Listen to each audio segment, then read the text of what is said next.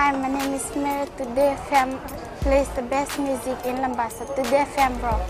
My name is Thomas. I'm here in Nakasi and I like to listen to Today FM because it rocks. My name is Milenia. Today FM rocks here in Singatoka. My name is Alfriti and Today FM rocks here in Tavua. My name is Mary Jane. I love listening to Today FM here in Ba. Today FM rocks. My name is Ilay Tiambal and I love listening to Today FM. Today FM rocks. In the news tonight, Lautoka couple found dead in their home. Nakasi Nosori corridor, hotspots of methamphetamine. An illegal rent increase continues to be an issue. From the studios of FBC Suva, Amrita Sagar. A Lautoka couple was found dead in their home yesterday afternoon in what is believed to be an alleged murder-suicide case. Police confirmed that the discovery was made by the couple's daughter-in-law in their Saweni home. She found the 51-year-old woman in a pool of blood and later discovered her 59-year-old husband's body outside their home. It's alleged that the man took his own life and the post-mortem for the couple will be conducted as the police investigation continues. Meanwhile, a neighbor told FBC News that the whole community was shocked with what had happened as the couple got along with everybody. When I was called to the scene by people in the area, I first thought it was a robbery. But I went to the house and saw the woman just laying there in her own blood, and her husband was outside laying motionless. Then there was a huge crowd here yesterday, and we searched around the area if somebody committed the crime, but there wasn't any trace of anyone. Police have identified the Nakasi Nosori corridor as the main areas of methamphetamine finds in the country. Divisional Police Commander Eastern Kasanio Vusoni Lawe says methamphetamine is mostly found in the main island, while other drugs such as marijuana and cocaine are found in the maritime islands. Anna Ravulo reports. The DPC East has revealed that when conducting a search at the Nakasi Nosori corridor, they mostly find materials of methamphetamine. Only thing that we mostly found during the search are the apparatus and some of the raw material that have to mix together with other materials to make up methamphetamine. The force believes that some people are in possession of cocaine. Therefore, their officers will depart for the maritime areas soon. The focus of our operations within Olomoiviti to cover all the small islands, to ask the public if they have the possession, to hand it over to the police and we free them in the charge. But if not, the second phase of our operations, if we will manage to find them in possession, then we have to take them to task. The police commissioner says reducing crime as such cannot be done alone by their officers. It has been an exciting week in terms of our Nduabata community policing efforts in forging stronger working relations between various institutions in our fight against crime, namely crime against women and children, as well as the war on drugs. The force are now waiting for a police boat to transport their officers to the maritime islands to continue with the efforts of seizing drugs. Anna Ravulo, FBC News. Despite the rent freeze order in place, the Fijian Competition and Consumer Commission continues to receive complaints in relation to illegal rent increase. The Commission reveals it has received 445 complaints on illegal rent increase from 2017 to this year. Pranita Prakash with the details. The Consumer Protection Agency confirms that majority of the complaints on illegal rent increase are on residential properties. Illegal rent increase has got issues of non-issuance of receipts, non-issuance of agreements, non-refund of bond. So all these issues that was brought to us, we have investigated some of these issues, and out of them 31 matters are currently in court. On the other hand, the Consumer Watchdog has received 51 complaints on the similar issue in the last 5 years. Legal rent increase has been one of concerns for the council, as it has been appearing on our top 10 complaints list. FCCC is currently carrying out a market study on how to phase out the rent freeze that's been in place for quite some time now. Now the whole idea is to ensure that people, if and when the rent freeze is removed, that people don't get disadvantaged. So if you're staying in a property and paying $500 now, if the rent freeze is removed tomorrow, the landlord can raise it to $1,000. You can't do anything about it. So there is the legislation that we worked on, the Landlords and Tenants Act. There's a portion on fair rent act to say what should be a fair rental of a particular place. The Commission will soon establish an e-registration system to allow landlords to register their properties and assist them to determine the fair rental price. Pranita Prakash, FBC News. The 20-year-old man who was taken into police custody yesterday for his alleged involvement in the murder of the tertiary student at the FDB foreshore in May this year has now been charged. The charge laid is 1 count of murder, and the man will be produced at the Suva Magistrates Court tomorrow. Investigators had pursued several leads and managed to gather information linking the suspect to the incident. The deceased was found lying in a pool of blood by 2 men near the Suva foreshore 3 months ago. Parents dealing with childhood cancer face various challenges throughout the course of their child's illness, and it's usually from financial worries right down to their own emotional well-being. Whilst Kids Fiji says counselling for these parents can be beneficial as it helps with acceptance, understanding of the child's cancer, and even motivates them to share their experiences with others. Kelly Vidala tells us more. Let's continue to work. Whilst Kids Fiji is now focusing on ensuring that parents whose child is diagnosed with cancer are supported mentally. We have opened up our service to have the parents come in with, and we have little workshop on financial, how to look after their finance, spiritually and mentally support. So we have included that on our program with our parents. Kami says she knows the struggles and pain these parents often go through in order to remain positive for their child. And my experience with my daughter 10 years ago will be different from what the parents are going through at this moment. But like I said before, no matter what type of cancer she went through or the children going through right now, the pain is still the same. The Health Ministry's chief nurse says sometimes chatting to other families of a child with cancer can be helpful, and this often happens in the hospital ward. We have the counselling support unit, and also our doctors provide counselling as well as our nurses. Because the children are in hospital for a while, they become like our family. Meanwhile, 15 children under the age of 12 lost their battle to cancer last year, and according to WOW's Kids, the youngest victim was a 3-year-old girl and an 11-year-old boy being the oldest. Kelly Vadala, FBC News. Still to come, church members behind bars worry Methodist Church. And in our successful Fijian segment tonight, a young woman running 3 businesses simultaneously. Details after the break.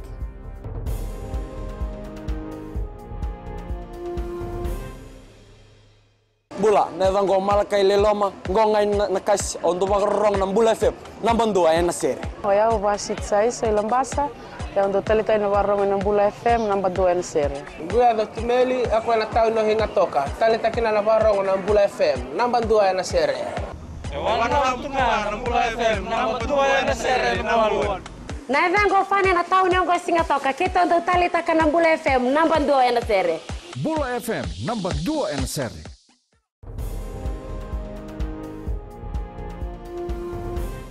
The increasing number of Methodist Church members in prison is a worry for the congregation. Church President Reverend Dr. Epineri Vakandewavos did not reveal the total number of his church members behind bars. However, he says that they are working to address the issue. Senian Imboila reports. The alarming rate of Methodist Church members behind bars is a concern, as it was one of the top issues discussed at the church conference. We are working very closely with the department, with the commissioner and his team. Last week they conducted a symposium, which all ministers were there. I mean all Tautalangase divisional superintendents, discussing the ways and means in which we can work together effectively. We are trying very hard. Indian Division Senior Superintendent Reverend Emmanuel Ruben says everything must start from home in order to address the issue. Most of our people in the church, the leaders, if you have land, you can never be poor. So I encourage all the young people and the men who are around the streets of Suva, who go around begging or doing break-ins or pickpocketing, go back to your home koro. Reverend Wakandabosa says church ministers in partnership with the Fiji Correction Service are raising awareness, providing counseling and support to church members who are currently under the care of the Fiji Correction Service. Sainiani Mboila, FBC News. A farmer who owns one of the biggest vegetable farms in Nandi says that he is not surprised by the fact that the tourism industry relies on imported produce to meet its need. This is after a study which was carried out by the International Finance Corporation in partnership with the government revealed that Fiji's tourism sector relies on imported produce, which is estimated at $38.5 million per year. As Felipe Naikaso reports, an award-winning chef also says that this is due to the inconsistent supply from local farmers. The need for local farmers to know and understand what resorts and hotels demand in terms of produce is important, as it will connect farmers to the tourism industry. It's not so much pricing, it's just the access, the quality and the consistency. So sometimes it's easier for the bigger resorts to import out of like Australia and New Zealand because the consistency is there. $74 million is spent on food by the tourism industry, with the demand being in the meat, dairy, poultry, seafood and vegetables. However, a local farmer says that farmers in Fiji are able to supply to the resorts, but majority of chefs do not know how to use the local produce. They are just trying to cook and serve the visitors with what they are comfortable with. The word comfortable here, because the imported chef, a chef from Australia, a chef from New Zealand knows about kiwi fruit. He does not know guava because it does not exist in New Zealand. The unique taste of local produce is still an important component which is yet to be tapped. Tourism sector has a need for all this produce. So now it's about government educating and connecting the farmers to the hotels, connecting the farmers to the chefs. We are ready to plant more. We are planting. We are trying our best. But we need support from the industry. One of the main objectives now is for local farmers and resorts to work together in trying to reduce Fiji's food import bill. Felipe Naikaso, FBC News. Journalists from the Fiji Broadcasting Corporation and Fiji TV gathered today in Suva for a mojo training. The mojo training allows these journalists to learn how to shoot on their smartphones using various apps and to also edit and put a story together. Journalism consultant Corinne Podger says learning the pros and cons of using a smartphone for a shoot is vital, as it will help their audience, especially in the upcoming general elections. I see the community here in Fiji are actually doing some amazing work filming on their smartphones already, and what we're looking at collectively is how can we use the new apps that are coming out and new technologies and new phones to get the very best out of mobile journalism for this country. The week-long festival of the Friendly North ended last night. The new crown queen is Miss Lambasa Divisional Hospital, Naima Shazmin, who last night beat 11 other queen contestants to claim the crown in front of hundreds of people at Lambasa's Subrel Park. Eleanor Tarangoview reports. A pharmacist by profession, Naima Shazmin could not hold back her tears as she was announced Miss Friendly North 2018, earning herself a place in the Miss Fiji pageant later this year. I really do not know what to say. I did not prepare any speech. I just wore my outfit today, and I just thank God that I just came to our function today. The 23-year-old from Korowiri in Lambasa is the younger of two siblings and had entered the pageant only for exposure and experience. I'm really shocked. I did not expect this. I have so many people to thank for this. This was not myself, it was a teamwork, all the pharmacy staff, my mom for encouraging me. An estimated 12,000 people passed through the Subrel Park gates during the week-long festival, which raised $260,182, $56,000 through charity. With the crowd that has come in, and we got about 90 stalls who are operating, I'm very, very sure that they have all earned a substantial amount of money. Miss Northern Civil Service Meima Miley was first runner-up. She was also crowned Miss Charity earlier in the day. Second runner-up were Miss Fiji Sugar Corporation Ate Dalendua and Miss Sabu Lal Construction Limited, Mithali Bishwa. Eleanor Turangaibiu, FBC News. Starting a family at a young age did not deter 22-year-old Shine Khan from living her dreams. In our Successful Fijian segment tonight, we take a look at a woman who defied all odds to run 3 businesses simultaneously. Pranita Prakash with the success story. Successful Fijians is brought to you by the Fiji Development Bank, your partner in progress. Born and bred in Savu Savu, 22-year-old Shane Khan moved to Suva when she was in class 4. My dad was here in Suva, so me, my brother, we were staying with our mom in Savu Savu alone.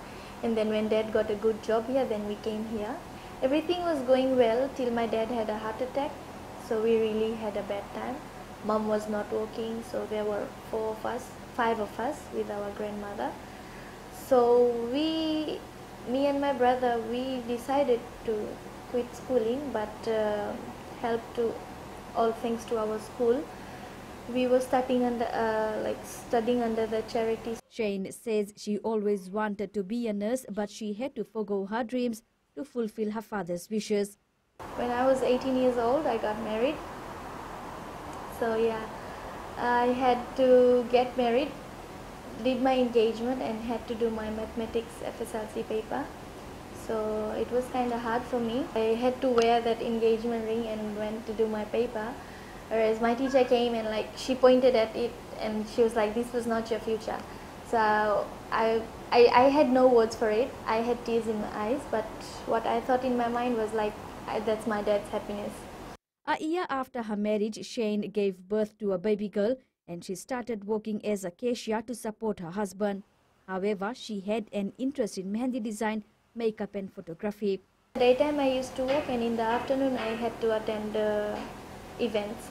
So I didn't get time to spend with my family, my daughter. So I thought to start up something of my own. And then I opened up my own studio. 2 years ago, she registered her Alvira photography and cinematography business, which came with a lot of criticisms. From 100%, 90% were like, she won't be able to do it. But the 10% who said, you can do it, Shane, go for it, you will do it. So I had trust in the 10% and I ignored the 90%. So because of them, I am what I am today. Shane says she wants to now pursue her studies and has started to save for it. The young woman says she doesn't regret getting married at an early age, as her husband and her family is her biggest support. Pranita Prakash, FBC News. Successful Fijians is brought to you by the Fiji Development Bank, your partner in progress. Up ahead in sports, Natandra young boys champions of the Fiji Bida Savu Savu Sevens. And local rugby players now focus on RAMSami Shield Challenge. Details after the break.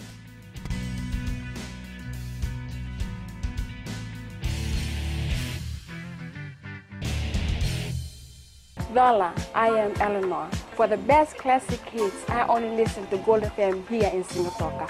Gold FM, only the classic hits. My name is Seni Rawa. I love listening to Gold FM here in Nosuri. Gold FM, only the classic hits. My name is Dino. I'm from Outrigger, Coral Coast, Singatoka. I love listening to Gold FM, only the classic hits. My name is Salote. I love listening to Gold FM here in Nosuri. Gold FM, only the classic hits. Bula, my name is Marida. Gold FM plays the best classics here in Outrigger, Singatoka. Gold FM, only the classic.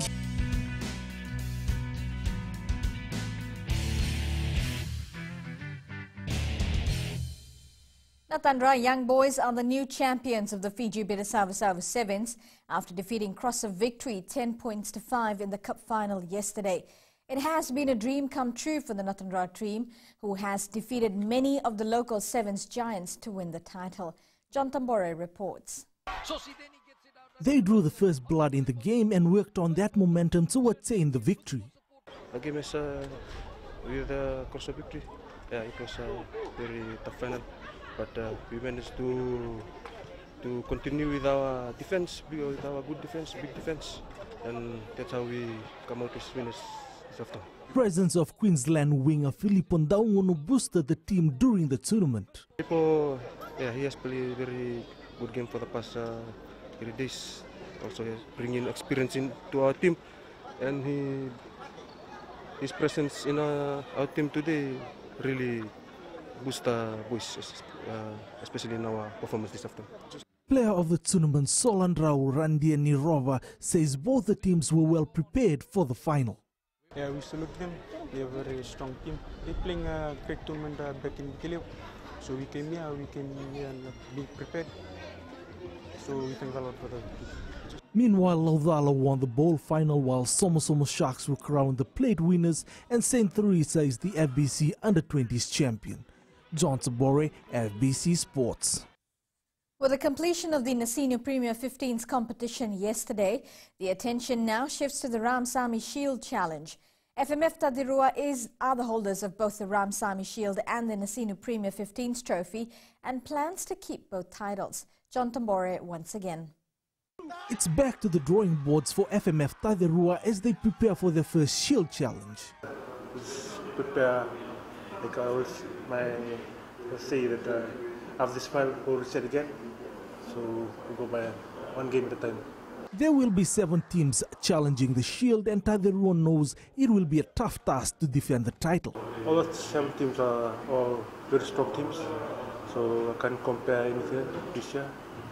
So all games are fun for us. Nasino Rugby President Paul Ambiu says all the teams in the club are raring for the RAMSami Challenge. I believe the other 7 teams, they will prepare well for the next competition we have, which will be played on the first challenge will be played on the 8th of September. Tawata will be the first challenge for the Shield, while former Nasino Premier champions Newtown will be the last challengers. The competition will begin next Saturday. John Tabore, FBC Sports. The All Blacks have claimed the Bledisloe Cup in emphatic fashion as they destroyed the Wallabies 40-14 last night. Fly half Buden Barrett headlined the game, scoring 4 tries and also converted 5 of the 6 tries to finish with 30 points, which is an All Blacks individual record against Australia. Lautoka has cemented its spot at the OFC Champions League next year after beating Suva 2-0 in their Vodafone Premier League match yesterday at Ratuzakambao Park. Poasa Bainivalu scored the Sugar City's first goal when his clearance from his own 18-yard box was mistimed by Suva goalkeeper Simeone Tamanisao, while Benjamin Totori scored the second. Here are the goals.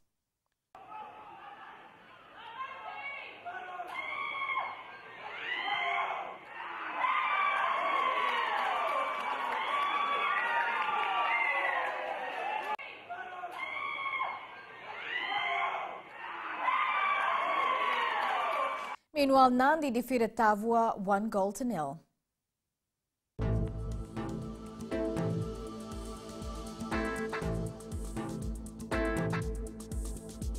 Some showers were experienced over the eastern and interior parts of the larger islands. Cloudy conditions prevailed over the rest of the country today. Taking a look in the west, it was a sunny day for our westerners, with Singatoka and Bar recording the highest temperature at 31 degrees. From Pacific Harbour to Suva, it was a cloudy day with few showers. Raki was the coolest at 17 degrees. And up north, a beautiful and hot day for all areas, hitting close to 30 degrees. Southeast winds 20 to 25 knots, rough seas, moderate southerly swells. For the tides, high tide will be at 11:47 p.m. with low tide at 5:26 p.m. Sunrise will be at 6:22. For tomorrow, similar conditions today will carry on tomorrow with sun in the west and cloudy conditions in the central and northern division. And as we look further on to Monday, a mix of sun and showers kind of weather situation can be expected. Recapping the main stories, Lautoka couple found dead in their home. Nakasi-Nosori corridor hotspots of methamphetamine. An illegal rent increase continues to be an issue. For these stories and others, you can tune in daily to our sister radio station, Gold FM. To our poll question segment. Should there be more awareness about the pitfalls of working abroad? Visit our FBC website to answer. You can send us newsworthy pictures and videos on email, fbcnews@fbc.com.fj, or share it with us via our Facebook page, FBC News, or you can also follow and tweet us your news tips at FBC News or simply hashtag FBC News. And that was your FBC News for tonight. Until next time, good night.